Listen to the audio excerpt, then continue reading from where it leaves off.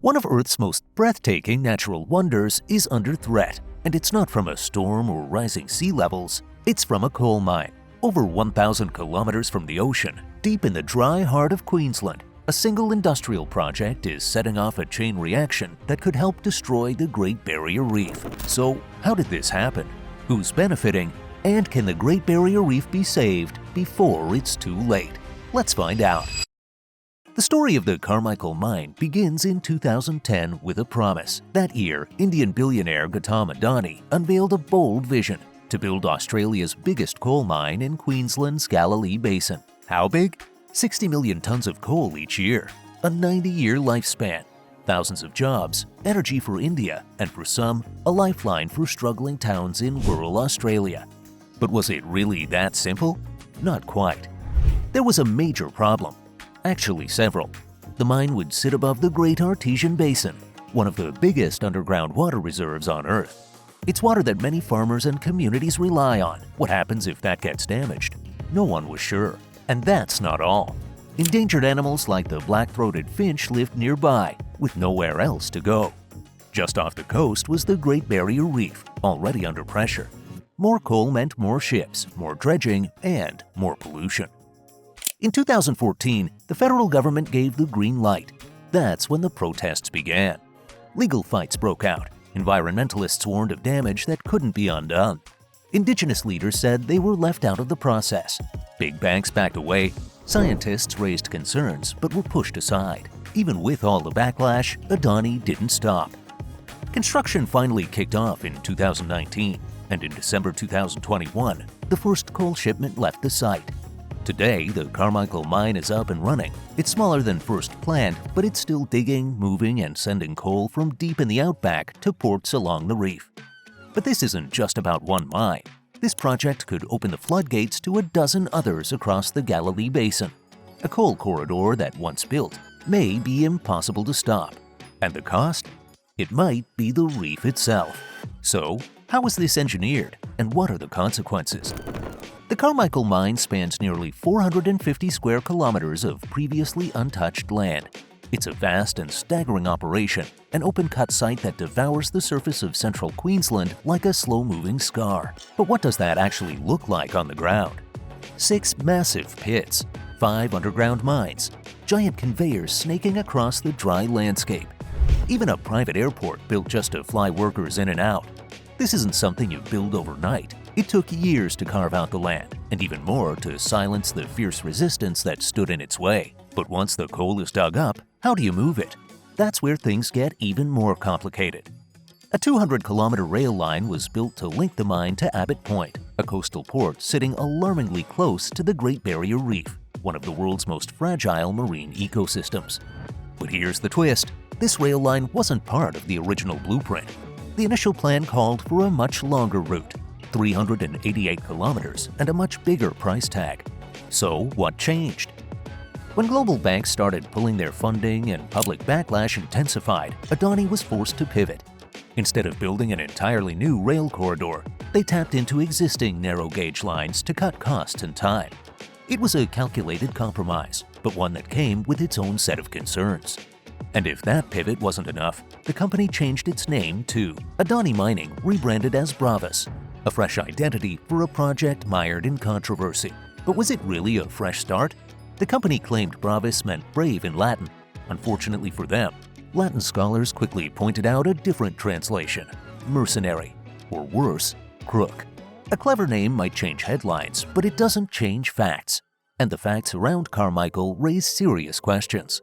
So what kind of coal does this mine produce, and why does it matter? The answer is thermal coal, used to generate electricity. But this isn't high-grade stuff. It clocks in at around 5,000 to 5,500 kilocalories per kilogram, which is considered low quality. The ash content, a troubling 11%. That means more pollution when burned, more smog, more fine particles, more long-term damage to the atmosphere. And the bigger picture? Over its projected 60-year life, the Carmichael mine could be responsible for nearly 5 billion tons of carbon dioxide emissions. To put that in perspective, that's more than what many entire countries pump into the atmosphere in a single year. Water is another crisis. So where does the mine get it all from? It pulls from the Bellondo River system and taps into the Great Artesian Basin.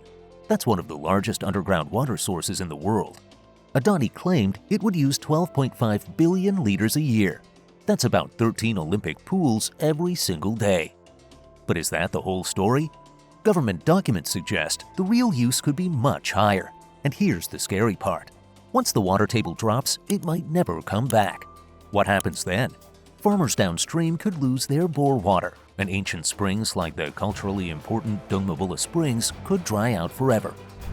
What about the science behind it?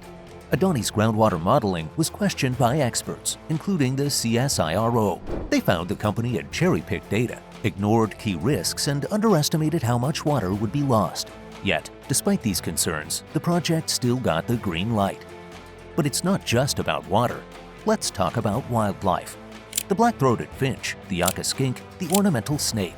These species are already struggling, and now their last remaining habitat is right under the Carmichael mine. Adani promised a management plan to protect them, but experts say it's more like a death sentence, because part of the plan involved grazing cattle in recovery zones for the finch, and some of the land meant to protect wildlife was already earmarked for other industrial projects. And then there's the reef. Yes, the Great Barrier Reef. What's the connection? At Abbott Point, coal from the mine gets loaded onto ships, and those ships pass right through the reef's waters. Over 1 million cubic meters of seabed were dredged to expand the terminal. Dredging stirs up sand and mud, clouding the water and choking coral. And with more than 500 ships a year expected to pass through, the risks are higher than ever. More noise, more pollution, and more chances of disaster. Just one spill, one crash, and the damage could be felt around the world. But what about the carbon emissions? That's the part that's hard to ignore. Even though the coal is burned in other countries, the damage still adds up. The Carmichael mine could be a carbon bomb, fueling a warming planet, heating the oceans, and killing coral reefs. The Great Barrier Reef is already in trouble. Half its coral is gone. So what happens when the next big wave of heat hits? And then there's the money, or rather, the lack of it. More than 30 banks around the world said no to funding this mine. Insurance companies backed out, investors pulled their money. Across Australia, people protested, marches, sit-ins, even huge human signs. The Stop Adani movement changed the conversation. At one point, 44% of Australians were against the mine. Only 30% supported it. That's a major shift. And the promise of jobs? That didn't hold up either. Adani once claimed the mine would create 10,000 jobs, but under oath, their own experts said it might only make 1,500, and many of those wouldn't last long. So why is it still happening? Because Carmichael opens the gate to the Galilee Basin. If it runs smoothly, it sets the stage for more mines. Bigger ones, deeper ones, maybe 10 or more. Together, they could pull out 330 million tons of coal every year. That's more than all the coal Australia produces right now, and that would be a disaster. In the name of economic growth, Australia is carving out its interior, sending fossil fuels to the world while its own reef bleaches and dies. And behind it all, a company accused of fraud in India, a mine built on contested Indigenous land, a name that means mercenary. So what's really brave here? Building a mine while the world burns, or standing up to stop it? What do you think? Can the Carmichael mine be justified, or is it a disaster waiting to happen? Drop your thoughts in the comments, and if you want more stories like this, make sure to hit subscribe. By the way, if you're interested in how Australia is handling its ecological future, don't miss our video on the Outback's unexpected transformation. Could a massive inland sea reshape the desert? Click here to find out more.